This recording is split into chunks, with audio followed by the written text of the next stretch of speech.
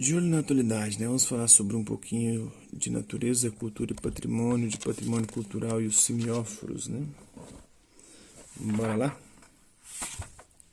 Nascida no século XIX com a ideia de nação, a ideia de patrimônio cultural e história cultural costuma associar-se ao conjunto de monumentos artísticos e arquitetônicos, documentos e objetos que constituem a memória coletiva. Essa ideia também se liga às instituições públicas encarregadas de zelar pelo que foi definido como patrimônio da coletividade. São os museus, bibliotecas, arquivos, centros de restauro e preservação.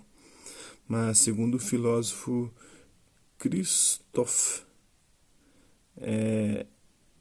Pomian, pessoas, lugares, objetos, animais, constelações, acontecimentos, estandartes, relíquias também podem se constituir em patrimônios culturais, já que são valorados não por sua materialidade, e sim por sua força simbólica. Denominados semióforos, né? Que é o semióforo, um termo originado de duas palavras gregas, semeion, que é um sinal, e foros, que é expor, carregar, brotar, né? Então, aqueles sinais que nós carregamos são coisas e acontecimentos capazes de estabelecer uma mediação entre o visível e o invisível, o sagrado e o profano, o presente e o passado, os vivos e os mortos.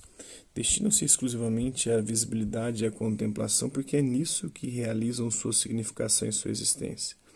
Possuem valor sagrado e político, mas não valor de uso. Os semióforos, explica Pomian, deram origem às coleções de objetos naturais ou de artefatos mantidos temporário ou definitivamente fora do circuito das atividades econômicas. Essas coleções são mantidas em locais especiais, protegidas e têm finalidade de serem expostas ao olhar de um contemplador ou de um espectador e, em alguns casos, de conferir prestígio a quem as possui. A esses objetos é atribuído um valor especial, eles são considerados preciosos, embora estejam fora do circuito econômico. Na antiguidade, as coleções de objetos considerados preciosos, tesouros reais, relíquias e objetos funerários sagrados estavam ligados a instituições específicas. Por exemplo, os objetos eram trazidos ao museu, no sentido religioso, o local consagrado às musas, como oferendas sacralizadas e contemplados como mediadores entre os homens e os deuses, os regalia, tesouros dos príncipes, em geral pedras preciosas e metais preciosos exibidos nas cerimônias principescas, nas festas régias e nos cortejos fúnebres. Os espólios de guerra e os dons das embaixadas, retirados do circuito econômico e guardados nos tesouros de reis e de comandantes militares, preservados e exibidos para círculos restritos como signos de prestígio, os tesouros dos templos, isto é, relíquias, objetos sagrados, vestes, armas, partes do corpo de um herói, e os objetos funerários guardados por ordens sacerdotais e religiosas como signo de prestígio. Tem as múmias, animais associados às divindades do Egito Antigo, datadas do século I. Integram o acervo do Museu Britânico em Londres, na Inglaterra.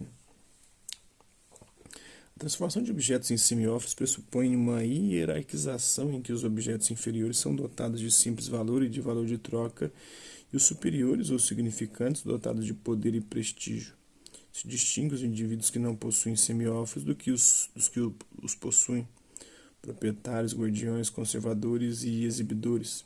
Chefias político-militares, detentoras do saber sobre o profano, e religiosas, detentoras do saber sagrado, foram os primeiros colecionadores. Na modernidade, juntaram-se a esses humanistas que, pelo estudo do passado, recuam fronteiras do tempo, os cientistas que, pelo estudo das coisas, ampliam as fronteiras do espaço, e os artistas cujas obras trazem perenidade e eternidade ao mundo. A eles somaram-se nos séculos XIX e XX os detentores do dinheiro, o qual tem o poder de fazer crescer a quantidade de objetos semióforos que se tornam insígnia não só de poder e prestígio, mas também de riqueza. É isso aí. São um pouquinho desses conceitos. Espero que vocês tenham gostado do vídeo. Quem curtiu, dá um like. Quem não curtiu, dá um dislike. Hasta la vista, até a próxima.